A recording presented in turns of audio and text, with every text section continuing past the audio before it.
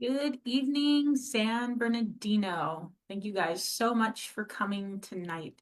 I will make sure that we are up and running and everybody can make sure that they can follow along. We've got some stuff to discuss, so I hope that we can answer all your questions and give you a great update because there's been a lot. And as I told you, some of the stuff that we discuss kind of comes together in pieces as well as some things that are just happening in real time. So we are up and running. So let's get into it. All right, so tonight we are going to talk about the meeting that we had last night, the special meeting. We're going to talk about our new city manager and the city manager position in general. And then I'm going to give you the update on my animal shelter visit. So let's get into this. Okay, so as I announced at the last council meeting this last Thursday, I went with my animal commissioner, Birdie, as well as a Seventh Ward resident and avid dog supporter and lover, Lydia Sabala, and we went down to the animal shelter because Lydia had come to the meeting on Wednesday night and vocalized some real concerns. And there have been more things brought up over time. And I wanted to make sure that she was heard and that I looked into what was going on. So we had set up a meeting that we would all meet together on Thursday. Hi, Tim. Hi, Rob. Hi, Sophia. Thank you guys for joining. So Thursday we met and we walked around. Lydia explained a lot of the things that she was concerned about, like intake. She was concerned about the number of dogs in the kennels. She was concerned about the lack of or no use, as she had thought, no use of our mobile pet clinic. So what we did is we went in, we were going to talk to the people from the Lang Foundation. They happened to be on lunch, but what the Lang Foundation is for the city is a low cost, basically subsidized way for residents to go get their animals spayed and neutered for about $50. And you can go there, show proof of residency. You can register up to 3 animals. And then you basically have to get on a waiting list because it does take time. And then you can have your dog spayed or neutered. So I've done that with my animals. It's a great experience. But we were also talking about the price of spay and neutering, which is going up, and what that means for residents that have like quicker needs or want to go somewhere private. So that's definitely something that is on the radar. After that, we had a really great conversation with another volunteer that that shared more of their concerns, and just really a big thing was the outreach, the the presence of the animal shelter every day and in updates as well as out among the community. And so that was really interesting to hear. And then about the projected, full-scale shelter that we are looking to build within the next 5 years, and how we have to deal with what is the current situation in a shelter that is 70 years old and not equipped for the population of today or the population of animals, and has been historically underfunded until it went into contractual agreements with surrounding cities to take on their animals. And that is all a big culminating factor that we were able to talk about. And that was a really good discussion.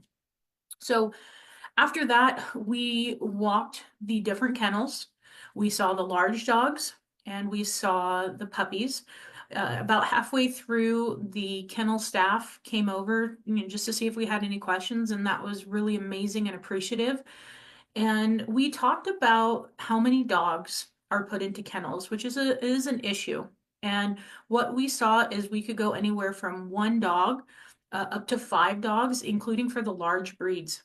And depending on, like, one, we saw 3 dogs, but all 3 dogs looked all similar and they all came in together. So if animals are brought in together, they are kept together. Then we looked at space. And if any of you have ever been to the animal shelter, there is like a front side and a back side, and in between is the guillotine, and that's just what it's called. It's a little wall that comes down, and that that back portion is not utilized during the day, but you still have all of these dogs because they want them to be front and center if anybody's going to come look for their dog or if anybody possibly wants to adopt a dog. So the overcrowding and the lack of space was definitely a concern. I know as you guys reached out today, the maulings are a big issue, and because any dog that one survived the streets or got out, imagine if your pet got out, got picked up and made it to the shelter, and you get home and you're trying to get to the shelter, but you don't make it there on time, and only to find out that in the middle of the night your dog was mauled to death. Well, that would kill me. My dogs are like my kids, and that would just, I wouldn't even know what to do. So we do know that that is happening. It just happened the other day, and so that is a very, very serious concern that we will be addressing. So, but I want people to know that it is being acknowledged, that that is, it is an unfortunate consequence, and we need to do better, like as a whole, on the department of how they're handling it. And it is for staff a very concerned issue for them, especially given everything that they're working with. So we went over, we saw the puppies, we saw the smaller dogs. So smaller breeds tend to be more in a kennel because there's more that can fit. And they're not having as big as issues with any of the fighting. But some of the like Chihuahua dogs, like Chihuahuas or pack animals, they will try to pick on the smallest of the smallest. And that is also an issue that we asked, that we put on our list for addressing these issues. And we'll go to that on the next slide, but I did want you to know. The other issue is the lack of spay and neuter. And for Lydia, it was the mobile pet clinic. If you guys remember, Yamava provided the city a grant for $1.5 million to buy this mobile pet unit, which was going to go around, help with providing shots, like a shot clinic, as well as spay and neuter for dogs. And it's been utilized just a couple of times. Ms. Zavallo did not know that, so that was really good for her to have the opportunity to understand that it's not just sitting there.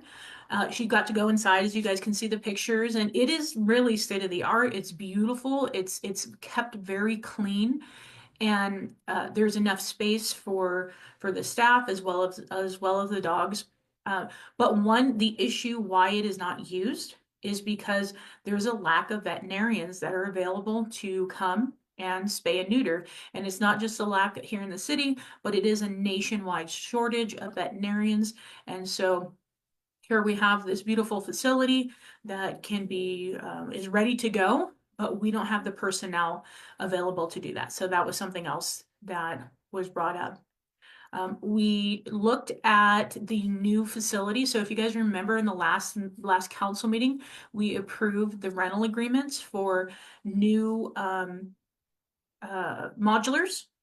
And so we got to tour that of how you will enter the shelter, how you will go to the different outlets and different rooms, and how they're preparing. So if a dog is brought in and it's a little scared, but they're going to be able to have a space where they can bring the dog in, relax it before they take it. They're going to be able to do better processing for intaking and different counseling. The employees are going to have a better office space, so that was good. And then the additional kennels, that facility is almost complete. I think he said within the next 3 weeks, making sure that everything is signed off and up and running, like fire, sprinkler systems, everything is good. So we will be able to have more room for the animals. One of the larger concerns that I asked about and was brought up, I think a couple weeks ago, was the euthanasia of the animals without sedation. Now, this is not and I've done some research and I asked about this. So euthanizing animals without sedation is not unheard of. It's not something that is not an industry standard. If a dog normally doesn't need to be sedated from what all the veterinarians in place I've called, they won't necessarily do that. However,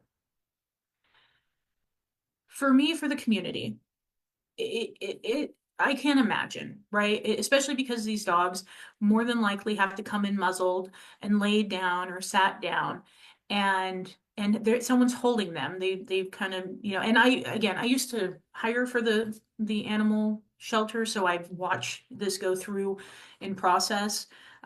But what they do is they have someone next to the dog holding the dog, but because you never know how a stray will react, it's being muzzled.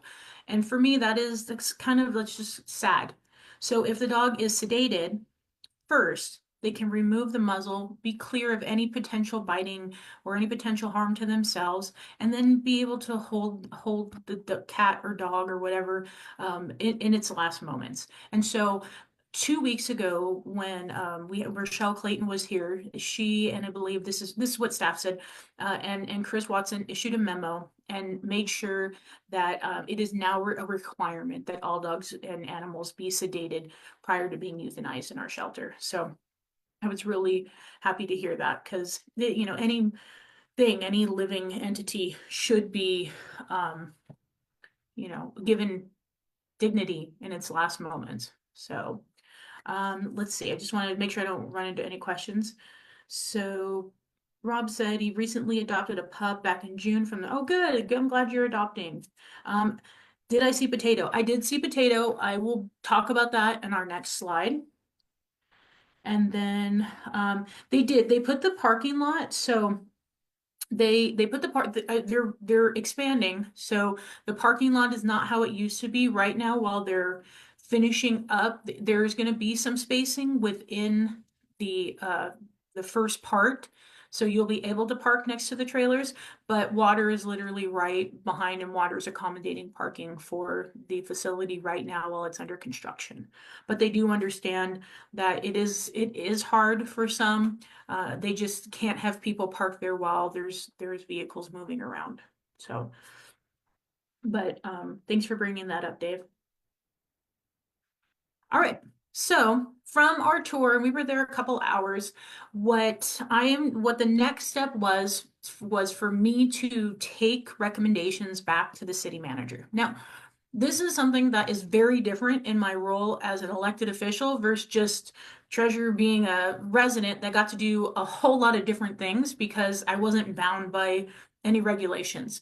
But there is a process. I have to follow the charter. I have to follow how things go. So I cannot, nor can any council person, go up to Chris Watson at the animal shelter and be like, you need to do this, this, and this, and this, and this. In fact, when we do speak with her, we have to make sure that the city manager is aware that we're going to have conversations, and the city manager can either be like, hey, I want to be there, or you guys are fine, go ahead and have a conversation, and that gets reported back. So there is no me giving direction. That's not happening. But what I was able to take back to city manager Tanya Romo is that because there is this front and back portion of the animal shelter kennels that is divided between the guillotine, for the dogs that are in the kennels that are between 4 and 5 dogs, that we separate them at night. So 2 in the back, 2 in the front, or 3 and 2, to make sure that there isn't that overcrowding all the time.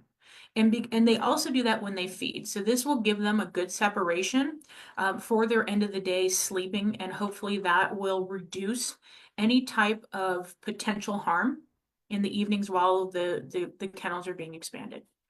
An issue that was brought up, and I had discussed this previously with the city manager, is that dogs, depending on size, are getting about 1 cup to 1.5 cups of food per day.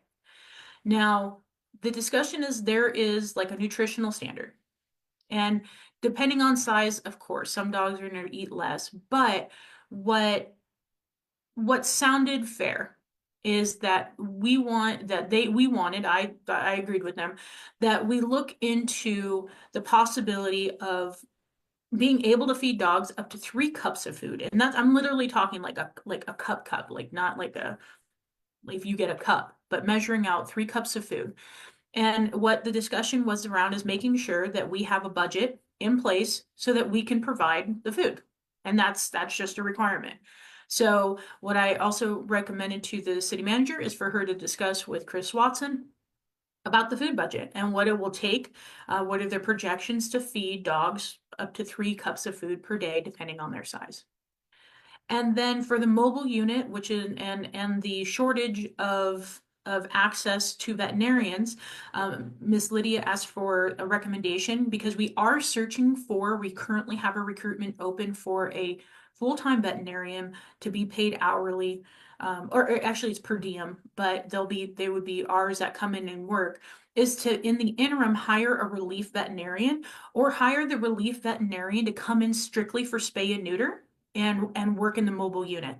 So that was put forward to the city manager. So, and because the budget's coming up, because there's a class and comm study, they would go through and discuss that.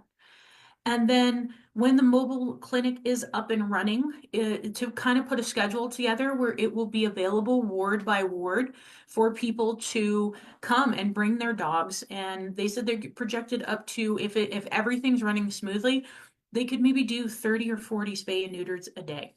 And that's huge, especially given all the parameters right now. So that was a recommendation. And then more community outreach. Like I said, the volunteer brought this up, but as well as staff, and saying like residents need to be educated on pet ownership and the responsibilities.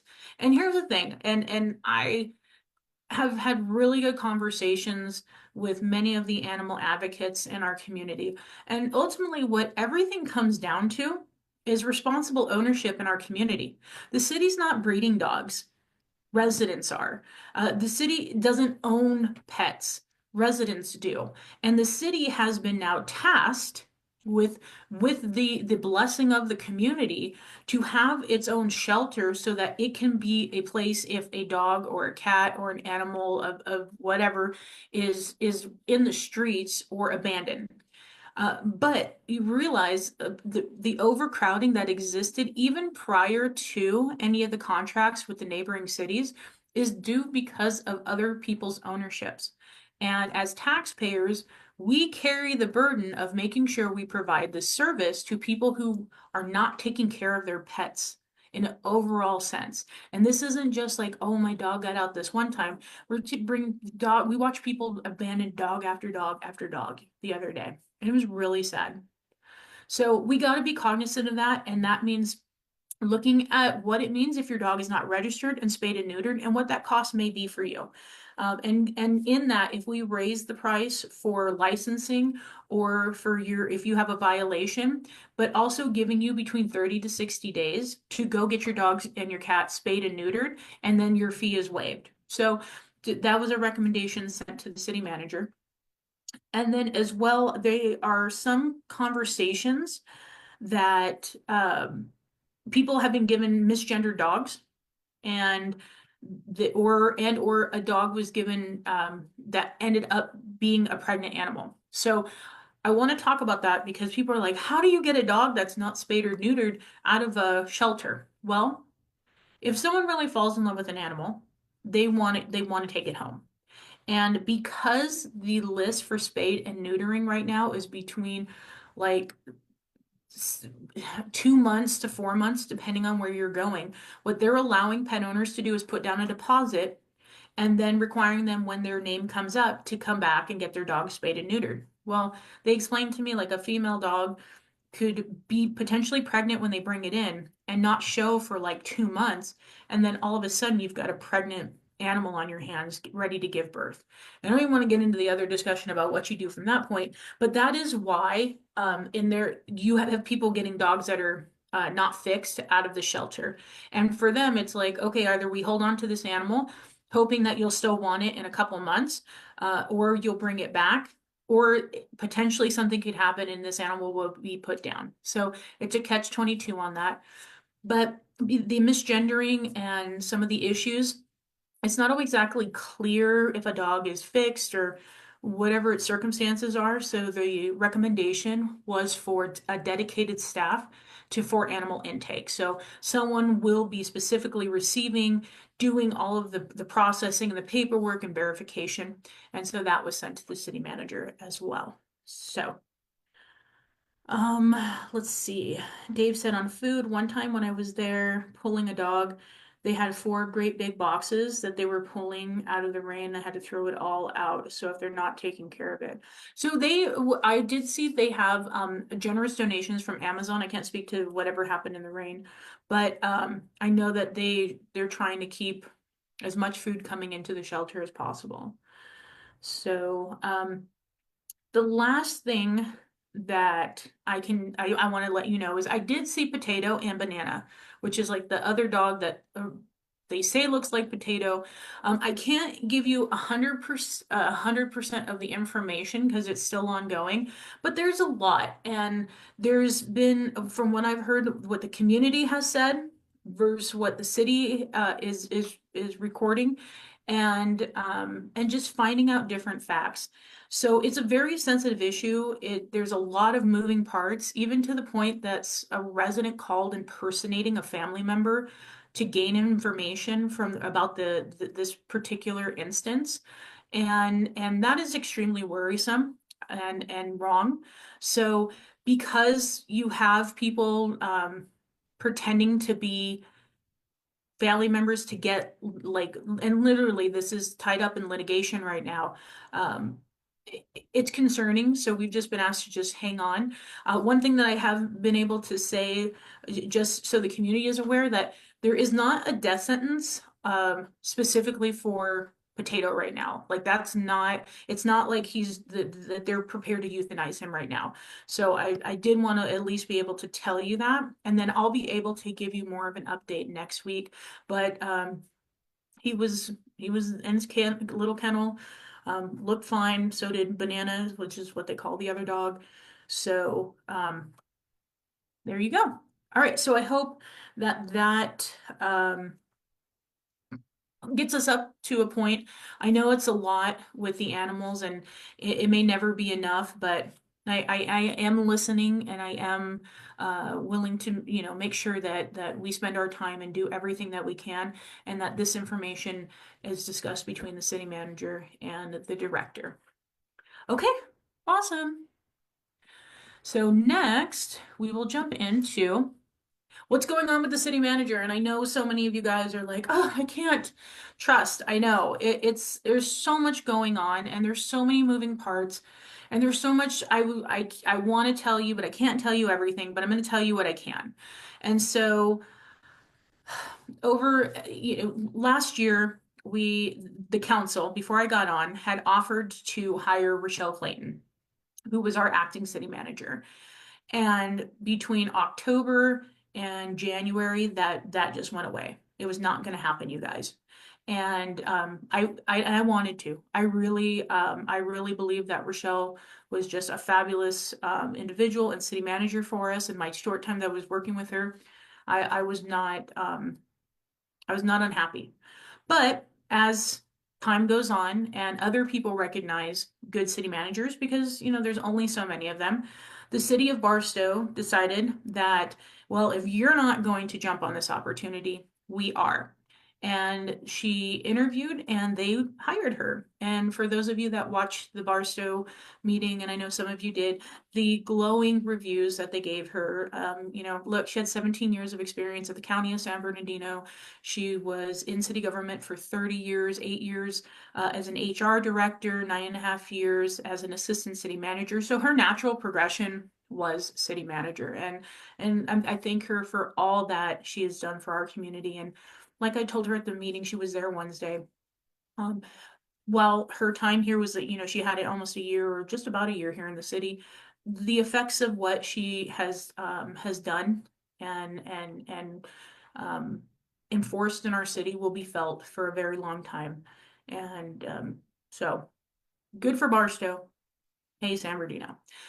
Well, with Rochelle leaving us, there was basically a void. And so our deputy city manager, Tanya Romo, was picked to be our acting city manager. And I can't thank her enough. Like Tanya, and I've known Tanya since I worked at the city, which is why sometime you'll hear me call her Tanya Romero, because I've just been doing it for 15 years. Just a fabulous individual, always has a city at heart, has worked for the city forever, and a wealth of information and knowledge. And she just said, hey, look, if there's a need, I'm willing to step in. It was never our intention for her to be the city manager, the interim city manager. It was just for us to be able to get from February 10th to this point where we have been able to now hire an interim. And for us, because we are preparing, or we are now going out for recruitment for a new permanent city manager. And I know it seems like a lot because literally now, I think this is 16 and 16 years. I have now had 3 city managers in my first 64 days of being an elected official in this city. That is hard. That because you're literally starting over every time somebody new walks through the door. And I, like I said, Tanya's a wealth of information, but Tanya just became the deputy city manager like 2 weeks ago. And then she was a city manager for like 8 hours.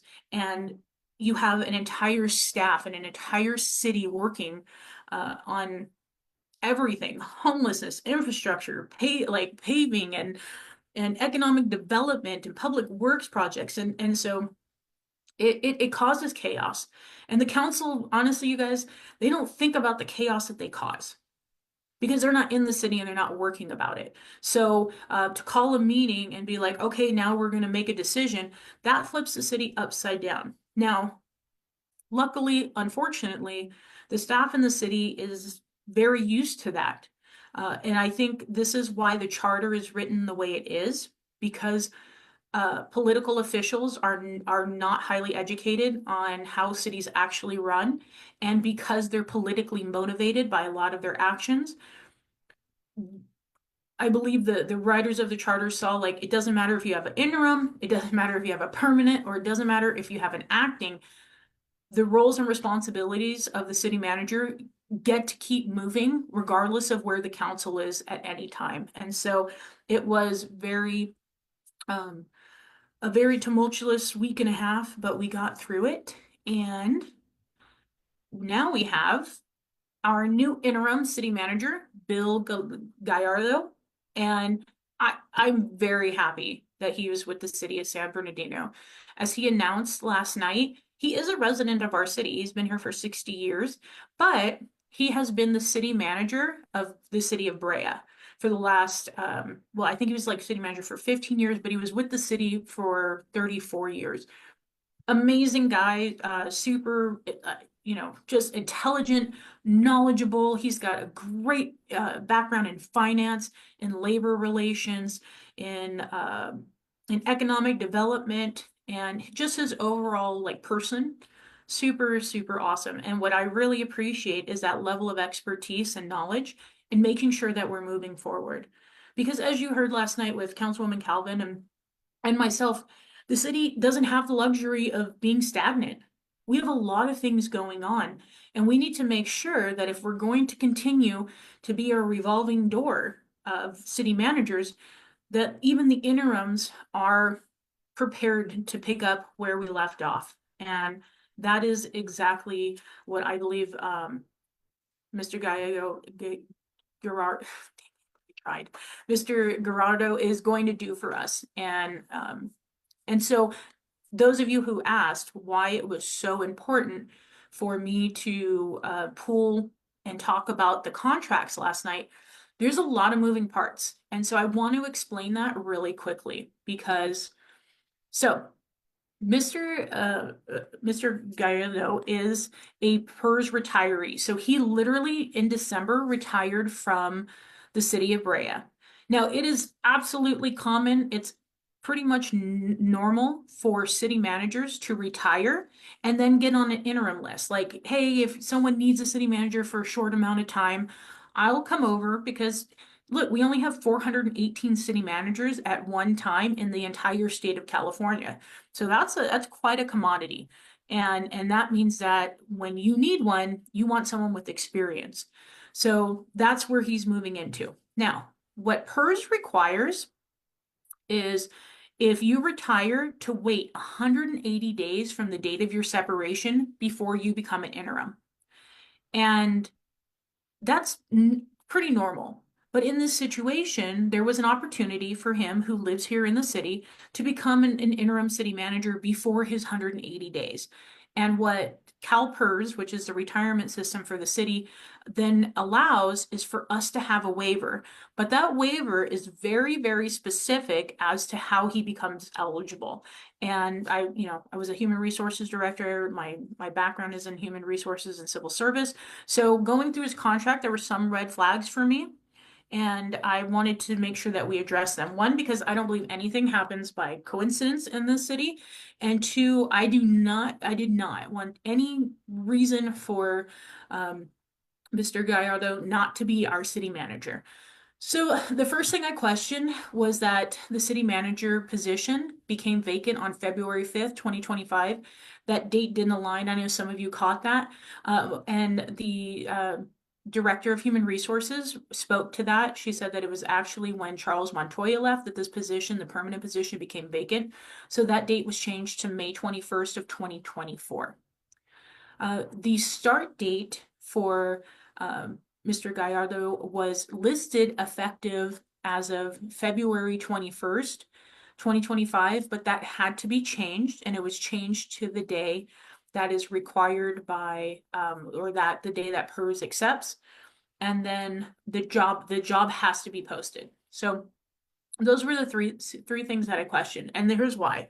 So CalPERS requires that so you have to sign and execute the resolution hiring him. You have to provide a copy of the employment agreement or the appointment paperwork. You have to send a copy of the publicly available salary schedule listing the comparable vacant positions, so how much we're paying. And then the recruitment has to be posted, and you have to send a copy of that posting or the web link. Well, all of this has to go to PERS before the employment begins. So my concern was if we put him as effective Friday at 6 o'clock, well, there's no way we're going to be able to notify PERS if he was supposed to start Friday. They're not going to know this till Monday. So that's why the date of his hire was changed to the date effective of PERS signing off. The employment agreement and resolution, they weren't going to be signed until that evening. So again, that was supposed to be in the hands of PERS before anything started. And the recruitment, basically right up until the start of the meeting, was still not posted on the city website. When I checked it at I think it was like 5:40, it wasn't posted. And then at 5:55, it was posted online.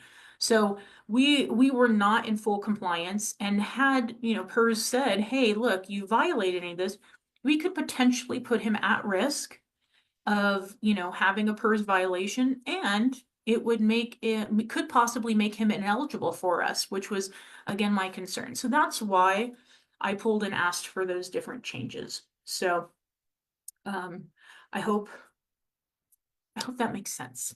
But I'm very, very excited to have him here. The next thing that I did, and so there was a discussion and then 2 consent calendar items. I pulled both of the consent calendar items. The question I had was for the signing authority. So every time, and so this is happening quite a bit because this happened Wednesday actually. Every time we hire someone new, the signing authority over the bank changes depending on who that is. So interim city manager, deputy city manager, finance director, and then what I was questioning is, why does the director of human resources have a signing authority on checks in our bank accounts? And what we were told, if you didn't hear, was that because of the constant turnover in the city manager's office, interim, acting, all of that stuff, they're kind of going with like the most stable department head right now. And so when we do have a permanent city manager, a permanent assistant city manager, and our 2 deputy city managers, then the director of human resources will come off, and you'll just see finance and the city management team. So that was, I really appreciate staff to provide that information. And then for some of us, there was a question about labor negotiations. And this is big. I know that the unions are happy right now and we're chomping at the bit for this because, you know, our contracts are due at the end of the year. One thing that makes me more proactive in things, and you kind of saw this in 2 meetings ago, is the contracts that we are approving were not being made public. So contracts that we were saying like, hey, we want to do X, Y, and Z, they weren't being publicly published. And that was my issue with how we were handling the recruitment portion when we hired the consultant of Ralph Anderson, was that you wouldn't have known. You would have never have known we hired this firm if it hadn't been questioned publicly. The labor negotiator, we had until last night, we had never met him, and the contract was finally to come forward and be put in front of us. And so that was the first time seeing it.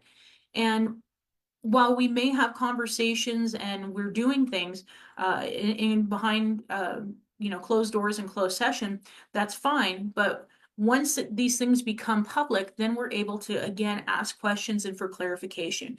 And that's exactly what was happening last night. As I read the exhibit, the consultant will take direction from the mayor and city council, report and provide updates to the mayor and council at every meeting. Consultant will acknowledge that they are working with the city council and city staff, and will have the city attorney participate in the labor negotiations. Now, as you saw, as some of you brought up, and as I questioned, no, that did not specifically say the city manager. And that for me had always been extremely concerning because I've never been in a labor negotiation.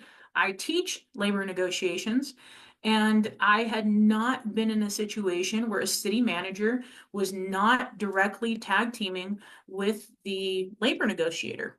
In fact, our city hasn't operated like that prior. So in being able to ask this publicly to Mr. Wendell is, is this normal for you? And Mr. Gallardo literally said, like, no, we're going to work on this together. And that was important for me. For those of you in the front row, when you watched Theodore jump in, you heard him say, well, they're moving away from staff instruction.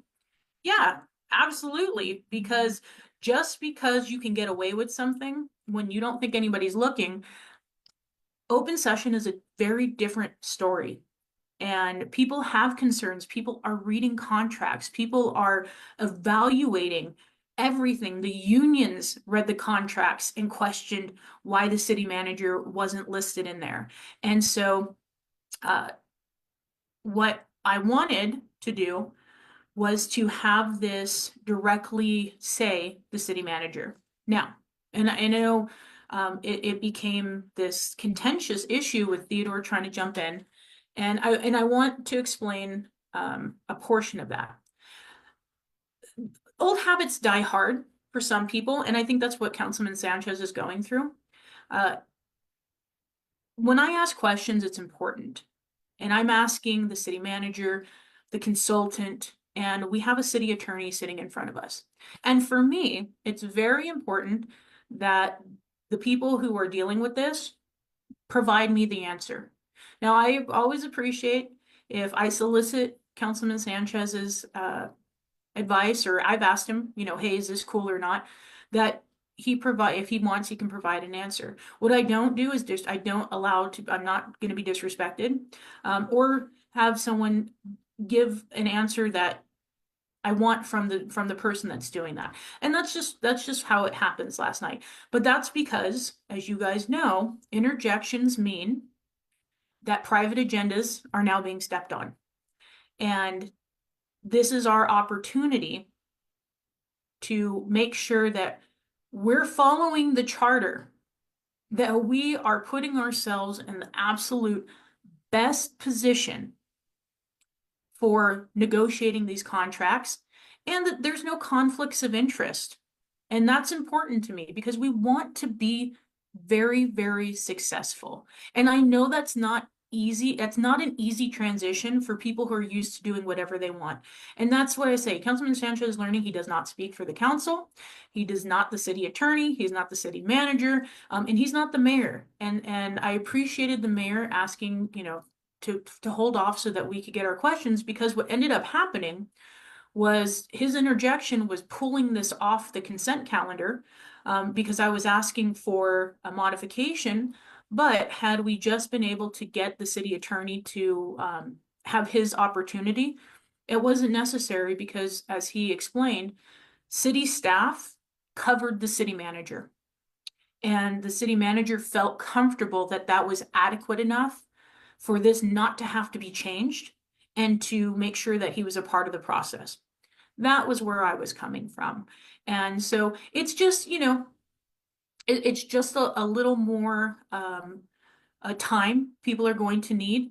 But for the most part, our meetings they are running well, but slowly but surely he's learning what this is going to look like for however long he remains a council person. So just give us time to make sure that we can do all things that we are asking for, because it is very important for me that even if I know an answer to a question, I want to make sure that you understand why. That's why I ask questions. I'm not a rubber stamp council person. I know that some things we can get down pretty boilerplate, but if it is important, many of you are reaching out with questions. Many of you are, want to come and do your public comments. I love that. I think that's great. And I want you to know that I am available to make sure that you have the full understanding of what we're doing and what the implications of that are. So yeah, I may be the most questioned, person up there with all of these different things, but it's for your benefit and for mine. And now, with all of that being said, there's a lot between now and whatever point we come to hiring a new city manager in our city. And I had believed, because of what the council had proposed last year and leading into December, that Rochelle Clayton was going to be our city manager. But that is not the reality anymore. So the time frame that I was looking at for being able to, create a stronger foundation of accountability and transparency, and know that we had the stability within our city to finally get over the hurdle of what our challenges are, we don't have that. So right now we have this opportunity with Mr. Gallardo to prepare again for hopefully the success of a new successor. And that just means that I have to work extra harder at exposing, bringing up accountability and bringing out transparency over these next, 186 months, whatever we've got to do these things. And I know for some of you, and I appreciate you guys for your worry. You look, and the dynamic is very professional. Like it really is. Between the mayor and I are we sit next to each other, and she's so accommodating to making sure that if I do have a question, I can ask. That the rest of the council members, we all put in our little requests, and she's just doing that. And our rapport is very good, as you guys can see. I mean, Teddy's to my right, and Kim, everybody is doing well. That was my professional promise. That is, when you see that, that's important. I don't want you to think that, that means that we're giving in, because we made an agreement that we will be this for you publicly, because that's what you deserve. You deserve to be professionally represented. Now, if someone, again, falls off that wagon, we'll definitely remind them. Or, like you saw last night, that's what you're not going to do. And then we get back up and we move forward. Now, behind closed doors, that is where I am able to do the best of my work. What you saw for 3 minutes, that's become 4 hours for them. And that is important for me, because there is so much work. Nothing got fixed overnight because I got elected. In fact, I have seen things that I utterly can't believe. But I have an opportunity to address and fix and be in a position of being heard. And that is so valuable. It's really where Councilwoman Calvin kicked off. And I also want to thank her. Realize, community, that we have a very unique opportunity right now that she may not have won her reelection, but she has not gone away. So you have someone who has 4 years of experience behind closed doors and in public with the 4 council members that are remaining. And she is coming and educating the community, speaking to the issues, and providing just a I don't even know how to explain it, just being able to provide a voice that is desperately needed. I can't thank her enough for that. One, because I don't know everything. I don't. There's historical knowledge and access to information for council members is not readily available because why would you want educated council members? And that is again by design. So this take advantage of what you hear former councilwoman Calvin saying.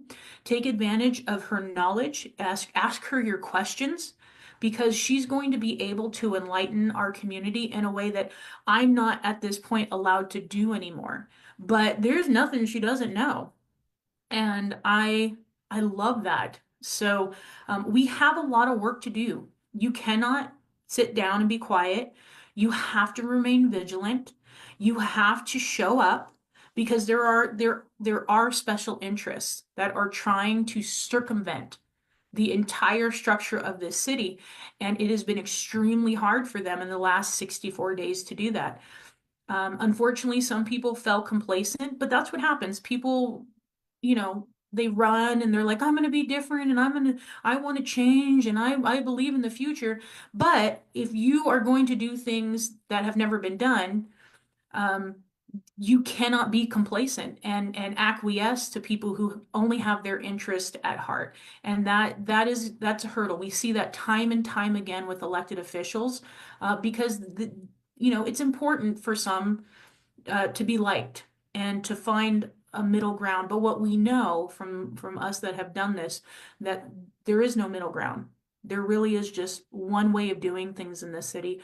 And now we're carving our own path. So I do appreciate the elected officials that are open for communication, that are really moving forward in a different direction.